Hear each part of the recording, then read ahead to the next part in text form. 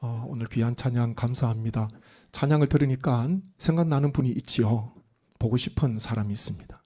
떠오르는 이름이 있고 생각나는 분이 있습니다. 이 땅에서는 원치 않는 헤어짐도 있고 원치 않는 이별도 있지만은 찬양처럼 다시 하나님 나라에서 다 우리는 만날 거예요. 하나님 나라에서 그 소망 가지시고 끝까지 하늘나라 소망하시면서 끝까지 믿음으로 나아가시는 우리 모든 성례 가족 되시기를 주님의 이름으로 축복합니다.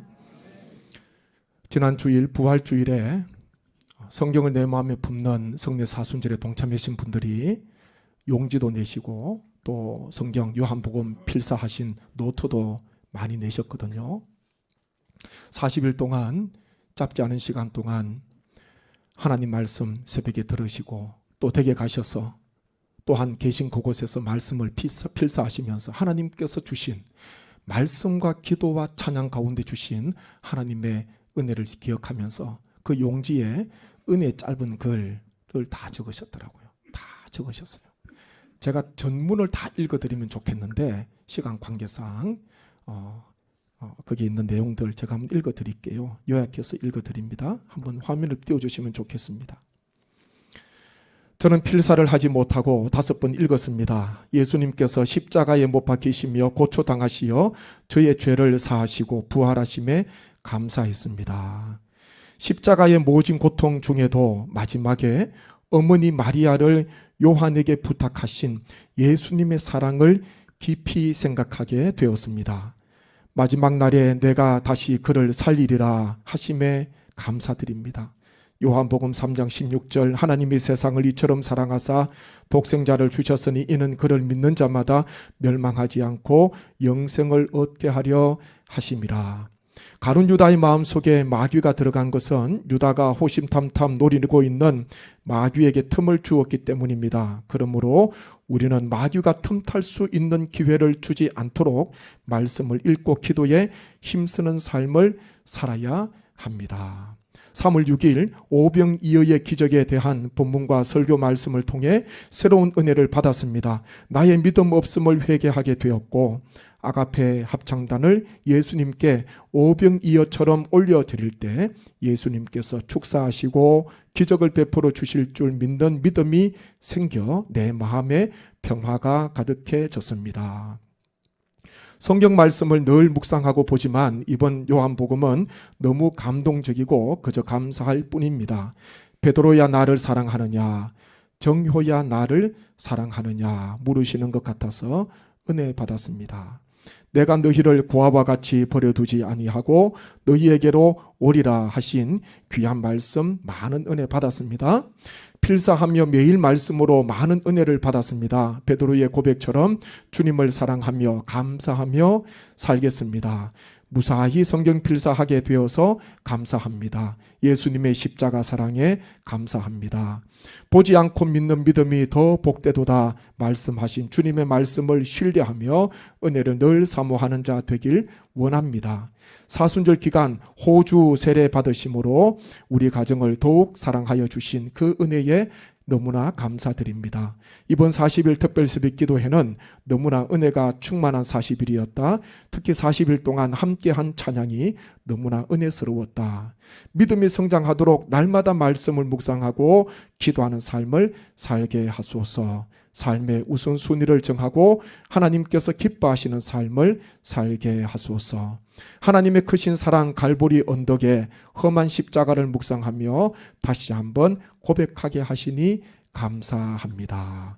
너무 많아서 한번 잠깐 쉬었다가 해야 될 것 같아요. 계속 읽어드리면 새벽마다 말씀과 찬양과 기도로 은혜의 시간이 되었습니다. 남은 삶도 하나님의 은혜에 감사하며 주님 위하여 헌신하면서 살겠습니다. 처음 필사를 해보았는데 읽는 것과 정말 많이 달랐습니다. 구절구절 깊이 묵상할 수 있었고 은혜를 새로이 더 받는 느낌이었습니다. 건강을 주셔서 사순절 새벽기도회를 출석하게 하신 하나님께 감사합니다. 기도와 말씀의 자리를 지키게 해주세요. 성경 필사를 하며 요한복음을 더 깊이 있게 읽고 묵상할 수 있었습니다. 새벽 예배 설교 중 예습, 복습하는 느낌도 있어서 더욱 좋았습니다. 집중적으로 예수님의 고난과 부활에 대해 다시 되새겨보는 소중한 시간이었습니다. 이 땅에 오신 예수님, 그분의 삶을 천천히 읽고 서면서 묵상할 수 있는 시간이었습니다. 제가 예수님을 알게 되고 믿게 되어 천국을 마음에 품고 살아가게 하신 모든 것이 하나님의 은혜인 줄 깨닫고 다시 한번 감사드립니다. 힘들 때나 괴로울 때나 슬플 때나 언제나 예수님을 알고 믿게 되어 기쁘고 행복하다고 고백하고 싶습니다. 예수님은 생명의 떡, 포도나무, 양의 문, 선한 목자, 세상의 빛, 부활이요 생명, 길이요 진리요 생명이라 끊임없이 말씀하시고 하나님의 아들로서 인류의 구속을 이루시기 위해 이 땅에 오셨으며 십자가를 지시기까지 낮아지시고 순종하심에 마음속 깊은 곳에서 감사와 찬양을 올려드립니다. 맨 마지막은 같이 한번 읽어보지요. 날 위해 십자가를 지시고 죽으신 예수님의 크신 사랑에 감사하며 죽음을 넘어 부활의 소망을 가지고 오늘도 담대하게 손으로 악을 이기며 살아가게 하소서. 아멘. 제가 쭉 있는데요. 요약해서 이렇지 더 내용이 많잖아요. 쭉 있는데 감동이 되는 거예요. 감동이 돼요. 열매잖아요. 신앙의 고백 열매입니다. 하나님께서 우리에게 받기를 원하시는 것. 하나님 주십시오. 이것도 주십시오. 그것도 중요한 기도지요. 그렇지만은 이미 하나님께서 우리에게 주신 은혜 위에 은혜. 우리를 이처럼 사랑하셔서 독생자를 보내주셔서 우리의 죄를 사하시고 또 부활의 기쁨을 주신 그 하나님께 날마다 이런 고백의 열매, 신앙의 열매 하나님 앞에 올려드리면 우리 하나님 아버지께서 얼마나 기뻐하실까. 감동이 사순절의 열매입니다. 우리가 사순절을 보내고 또 부활절을 지난 주일날 지났습니다. 그런데 혹 제 마음속에 이것으로 끝날까 싶어서 이것으로 이만하면 되겠다. 이제 올해 남은 수개월은 이 사순절, 이 받은 은혜 가지고 그냥 살아가야 되겠다. 혹 그렇게 생각할까 싶어서 마음이 혹 신앙이 흐트러질까 싶어서 다시 한 번 더 말씀을 나누는 겁니다. 끝난 게 아니죠. 부활절을 보냈다고 끝난 게 아니에요. 수년 전입니다. 포항 지진으로 인해서 내일 수능 시험을 치는데 포항 지진으로 인해서 전날이죠. 내일 치는데 오늘 교육부에서 수능을 한 주 연기한다는 전격적인 보도가 발표됐잖아요. 요즘 젊은 우리 학생들 앞에 중고등학생들 앉아 있는데 정말 멘붕이 온 거지요. 멘붕이 왔어요. 멘탈이 붕괴됐다 그러잖아요. 정신이 붕괴됐다는 거예요. 학부모도 그렇고 수험생들도 내일을 D-Day로 하여서 그동안 열심히 달려왔는데 보니까 한 주간 더 공부를 해야 돼요. 그것도 하루 전날. 누가 알았겠습니까? 포항이 지진 날 줄. 수능 연기한 거 거의 이래가 없었잖아요. 그래서 교육부에서 고심하다가 한 주 연기한 거예요. 학부모도 수험생도 마음에 큰 혼란이 왔지요. 근데 보니까 지금도 생각나는 게 더 혼란에 빠진 그런 학생들이 있었다고요. 누구겠습니까? 내일 시험 친다고 오늘 그동안 봤던 책 문제집 다 내다 버린 학생들이에요. 다 버렸어요. 내일 시험 치니까 이제 뭐 중요한 것만 가지고 있었겠죠. 그리고 그동안 봤던 문제집을 그냥 이제 다 버린 거예요. 서울의 어느 학원에 보니까 한 주 연기됐다는 소식을 듣고요. 옥상에 애들이 모였어요. 거기에 책을 버린 거지요. 수백 권의 책이 쌓여 있습니다. 산더미처럼 쌓여 있는데 거기에서요. 최초로 그런 발굴 작업이 있었다 그러잖아요. 책 발굴 작업이 있었다 그래요. 학생들이 와서 자기 책 찾겠다고. 수북하게 쌓인 거기에다가 자기 책 찾겠다고 막 그냥 야단 법석이었지요. 끝날 때까지 끝난 게 아니에요. 이 미국의 뉴욕 양키즈에서 활동했던 유명한 야구 선수가 있잖아요. 감독도 했었죠. 코치도 했었고. 요기베라는 이 선수가 이분이 끝날 때까지 끝난 게 아니다. 그런 유명한 말을 남겼습니다. 끝날 때까지 끝난 게 아니다. 9회 말 투아웃. 야구로 보면요, 이제 뭐 거의 끝난 거예요. 아웃 카운트 하나 남기고 있잖아요. 9회 말 투아웃이면은 끝난 것과 마찬가지입니다. 그런데요, 9회 말 투아웃에서도 역전이 일어나더라고요. 역전이 일어나요. 그러면서 그분이 했던, 그 선수가 했던 분이 했던 이야기가 끝날 때까지 끝난 게 아니다, 그런 말을 했더라고요. 우리는 끝까지 결승선을 통과할 때까지 사도 바울처럼 달려갈 길을 다 달려가시고 선한 싸움을 끝까지 싸우시고 끝까지 믿음을 지키시는 우리 모든 성도님 되시기를 간절히 바랍니다. 끝까지 가셔야 돼요. 그날이 언제일지는 모르지만 결승선을 통과할 때까지. 정말 열심히 달리는 선수들은요, 결승선을 통과해도 좀 더 달려요. 좀 더 바로 브레이크 잡을 수가 없어요. 혼신의 힘을 다 해서 쏟아붓는 거잖아요. 가서 쓰러지더라도 그냥 달리는 거죠. 믿음의 힘을 아끼지 마시고 예수님을 더 잘 믿으시는, 오늘 설교 제목을 제가 부활절 이후의 삶, 그렇게 한번 정해봤습니다. 부활절 이후의 삶. 부활절이 혹 변화산일까 싶어서 제가 이렇게 설교를 정한 거예요. 예수님께서 베드로, 야고보, 요한을 변화산에 데리고 가시지요. 그곳에서 베드로, 야고보, 요한 세 제자가 놀라운 주님의 변모를 보게 됩니다. 주님의 변형을 보게 되었지 않습니까? 그러면서 베드로가 무엇이라 이야기합니까?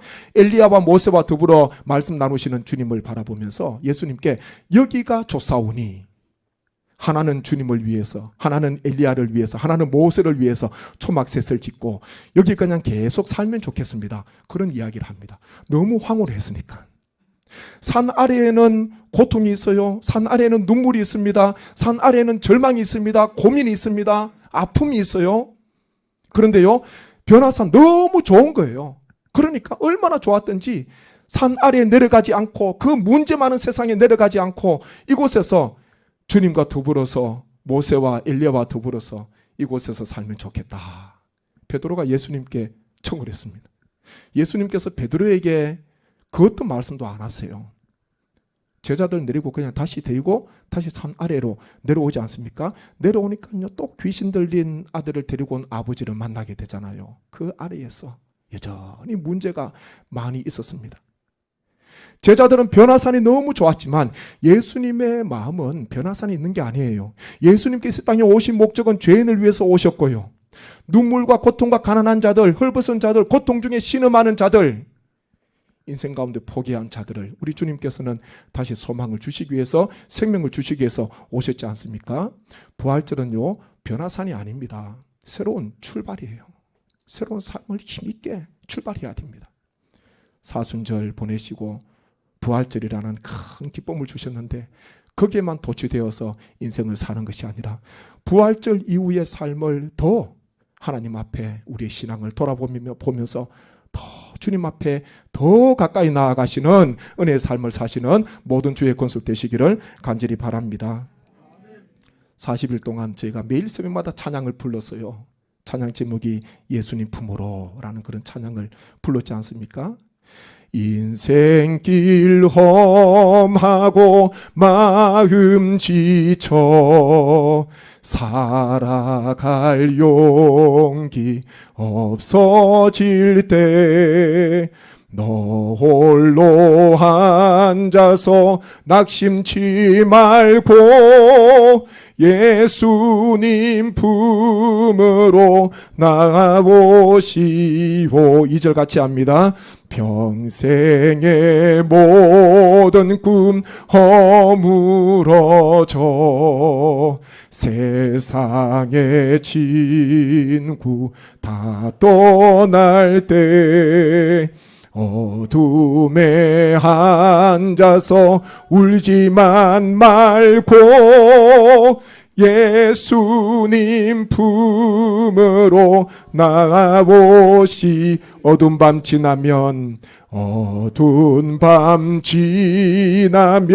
새날 오고 겨울이 가면 봄이 오듯 이 세상 슬픔이 지나고 나면 광명한 새날이 다가오. 예수님은 나의 생명, 예수님은 나의 생명, 믿음 소망 사랑 되시니 십자가 보혈 자비의 손길로 상처 입은 너를 고치시리.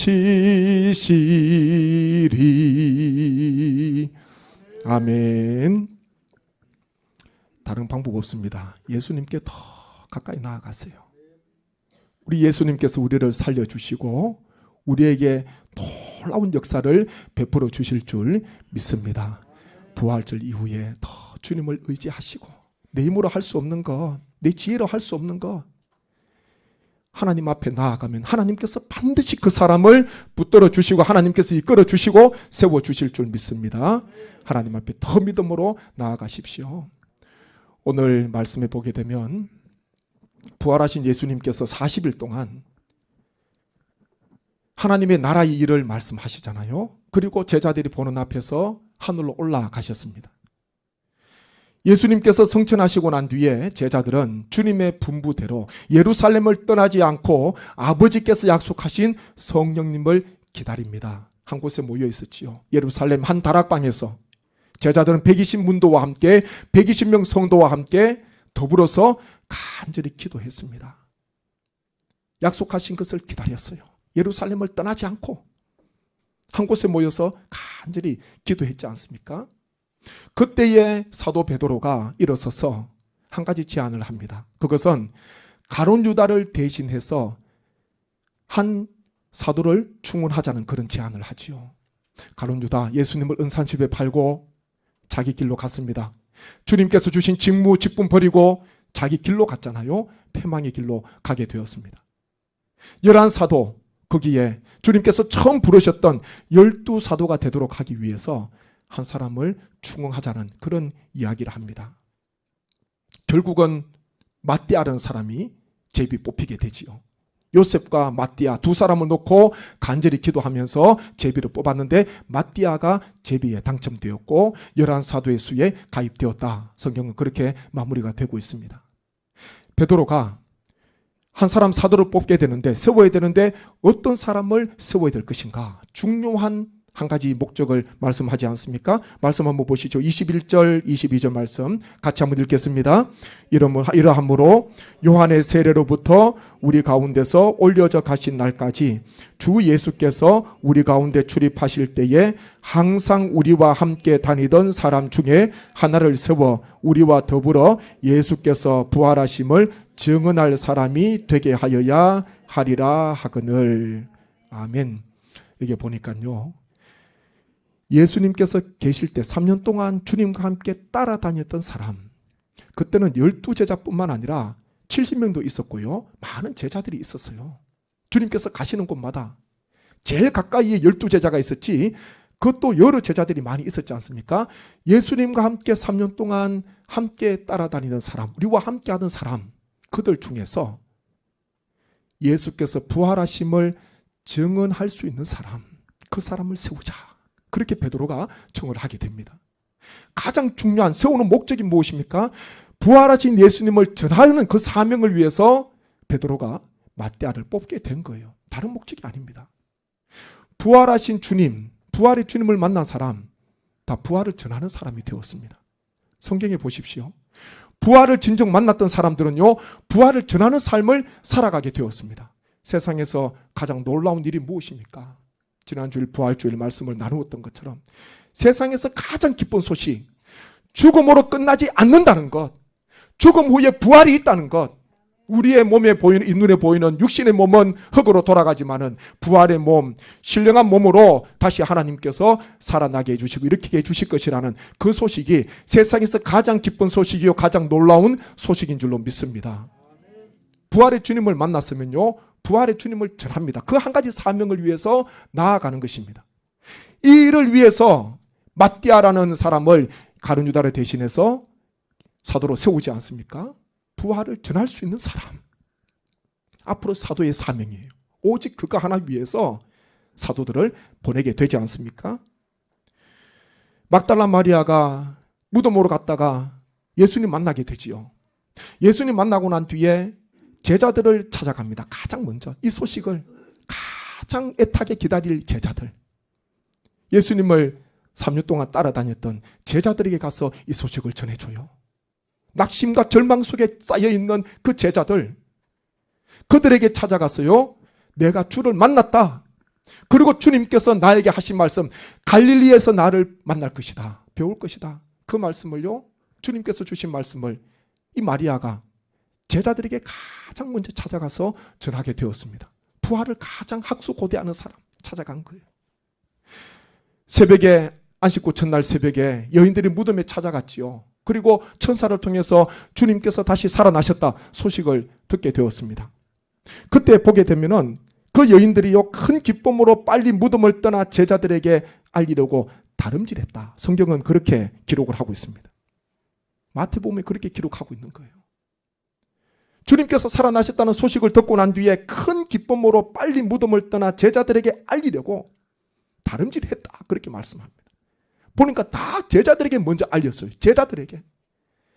주님을 가장 사랑했던 사람들이요, 주님을 따라갔던 제자들이요, 3년 동안 주님 곁에서 함께했던 제자들, 누구보다도 주님의 부활 소식 가장 기다릴 그 제자들에게 여인들은요 가장 먼저 달려갔습니다. 그래서 수제자 베드로로부터 시작해서 11제자에게 주님의 부활 소식을 전하지 않습니까? 소식을 전한 거예요. 달려갔다. 이 발걸음이 얼마나 기쁠까? 네? 이 큰 기쁨을 가지고, 벅찬 감동을 가지고, 마음에 큰 기쁨이 있으면요, 달려가고 싶은데 막 이게 발걸음이 느릴 때가 있어요. 예? 마음은 벌써 저기 가 있는데 가장 큰 기쁨의 소식을 가지고 갔습니다. 부활절 이후의 삶, 우리는요 여기에서 머물지 말고 우리의 신앙은 더 성장하고요, 우리의 신앙은 더 깊어져야 되고요, 더 하나님의 놀라운 역사. 오늘 설교 시작하면서 사순절의 열매를 하나님 앞에 올려드렸지 않습니까? 그런 열매들이, 하나님께서 기뻐 받으시는 아름다운 영적이고 신앙적인 열매들이, 믿음의 열매들이 우리 삶 가운데 풍성하여서, 부활절 이후에 풍성하여서 하나님께서 주신 그 사명, 부활을 전하는 이 중요한 이 사명을 부활절 이후에 크게 감당하셔서 아직도 부활을 알지 못하는 자들에게 부활의 소식을 전해주시고, 죽음으로 인생이 끝난다고 생각하는 자들에게 부활의 소망을 전해주시는 우리 모든 부활의 사람, 부활의 증인 되시는 우리 모든 주의 권속 되시기를 주님의 이름으로 축복합니다. 함께 저희가 말씀을 묵상하면서 기도하기를 원합니다. 아버지 하나님, 하나님께서 우리를 부활의 증인으로 세워주시고 부활을 만난 사람들은 부활을 전하는 삶을 살아가게 됩니다. 아버지 하나님, 저희를 12제자처럼 하나님께서 사용하여 주셔서 주의 복음을 증거하게 하시고 십자가와 부활을 전하는 귀한 삶이 될 수 있도록 은혜를 더하여 주옵소서. 이 큰 기쁨을 전하는 귀한 삶이 되게 하여 주옵소서. 함께 기도드립니다. 아버지 하나님, 은혜를 감사합니다. 아버지 하나님께서 저희들에게 부활의 소망을 주시고 하나님 부활을 만날 수 있도록 은혜를 주셔서 감사합니다. 하나님, 이 기쁜 소식, 큰 기쁨을 하나님 부활을 알지 못하는 자들에게 전하게 도와주셔서 하나님의 귀한 역사, 부활의 기쁨, 놀라운 소식을 전하는 귀한 삶이 되게 하여 주옵소서. 부활절 이후의 삶을 살아갑니다. 주와 동행하게 하시고 하나님 부활의 증인이 되게 도와주셔서 더 주님 앞에 깊이 나아가게 하시고 더 하나님의 은혜 가운데 가까이 나아가는 귀한 삶 되게 하여 주옵소서. 그러므로 말미암아 우리의 삶이, 우리의 입술이 날마다 아름다운 열매 맺기를 원합니다. 신앙의 고백, 아름다운 열매 맺는 삶이 되게 하셔서 하나님께 영광 올려드리는 귀한 인생이 되게 하여 주옵소서. 아버지, 역사하여 주옵소서. 이 모든 간구를 예수님의 이름으로 기도하옵나이다. 아멘.